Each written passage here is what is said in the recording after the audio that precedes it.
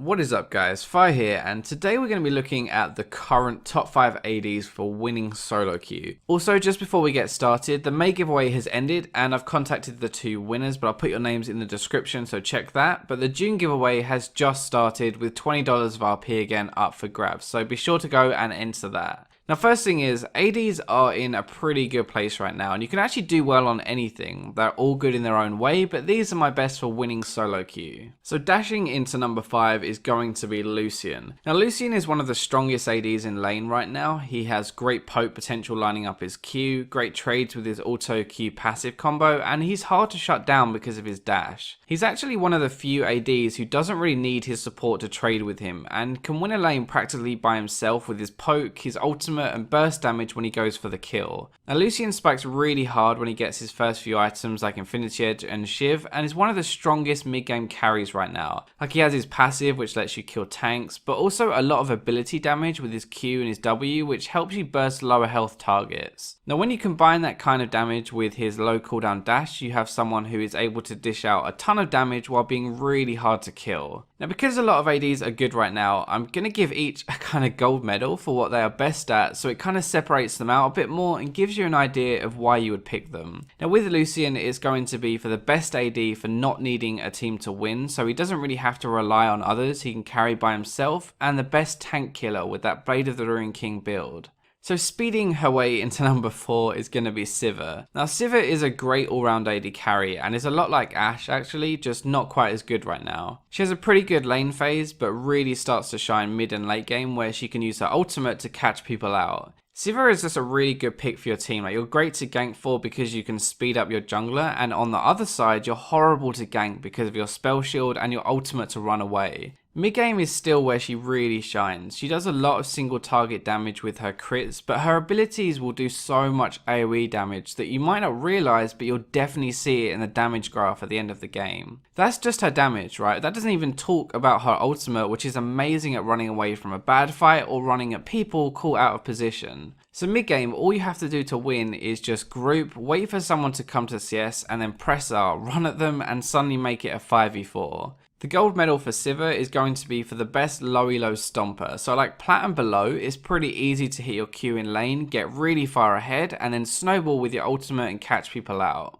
So hopping her way into number 3 is Kalista. Now, Kalista, if played right, can honestly just solo carry a game. She has a great lane phase, a great mid game, and she really benefits from this tank meta where team fights are lasting longer, meaning she can get more stacks of her E. She's like a ticking time bomb, right? The longer a fight lasts, the more deadly she becomes. So if you don't kill her quickly, then you're basically boned. Her W is stupidly strong, and if you and your support both auto the same person, you're almost guaranteed to win that trade. As if her damage wasn't enough, right? Her kiting means that unless you have hard crowd control, you're probably never going to get onto her, and she's going to kite you around and kill you. She also has her ultimate, which is like even more utility. It's great for engaging, great for peeling, and a great way of saving your feeding support. We've all had that time as an AD, right? Where your support goes into fight and you're like, what are you doing? I really just want to farm. Well, Kalista can say nope, press R, and force them back out. It's really good mid game for engaging fights, but it's also really good to force them to peel. If like your support run off and you need help, then you can literally just grab them and make them come back to you. So the gold medal for Kalista goes to being the best AD in a duo. Like seriously, if your duo is someone, Kalista is broken. You can abuse her W, use her ultimate better, and the pair of you will win so many games just by yourselves.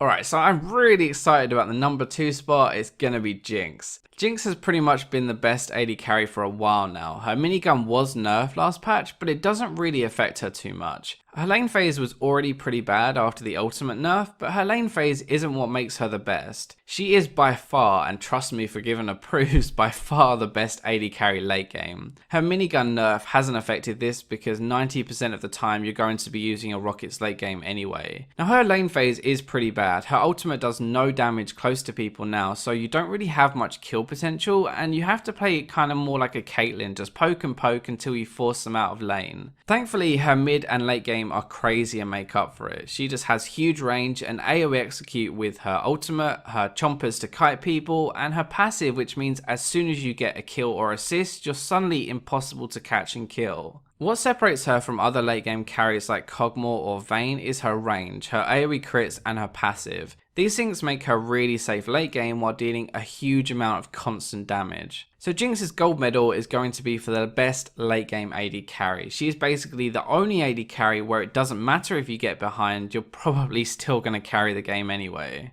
So finally, the number 1 spot, and I genuinely can't think of a pun for her, so yeah, it's Ashe. Alright, so Ashe is just going to be everything you want in an AD carry. She has high range, good damage with her abilities, good persistent damage with her passive, a game-changing ultimate, and a really good scaling. So in the lane phase, her range, her passive, and abilities mean that she is really deadly. In teamfights, her range keeps her relatively safe, her Q and passive will shred tanks, and her ultimate can either peel people or engage. Her arrow is the biggest thing, honestly. Yes, she does have a huge amount of damage, but that arrow catches people out all day and wins games completely by itself. You don't even need that much damage, honestly. Just group mid game, wait for the enemy to do something stupid and come too close, and trust me by the way, they will do that, and then fire your arrow and you've suddenly turned the game into a 5v4. I've made an entire in-depth guide on Ashe and why she's so good recently, so if you want to hear more about her, I'll link that at the end of the video. So Ashe's gold medal is really just for the best all-round AD carry and best solo carry. If you use that arrow properly and you win your lane, then you can carry a game all by yourself. So that wraps it up for this top 5. I hope you guys enjoyed it. Remember to enter June's giveaway and I'll catch you next time.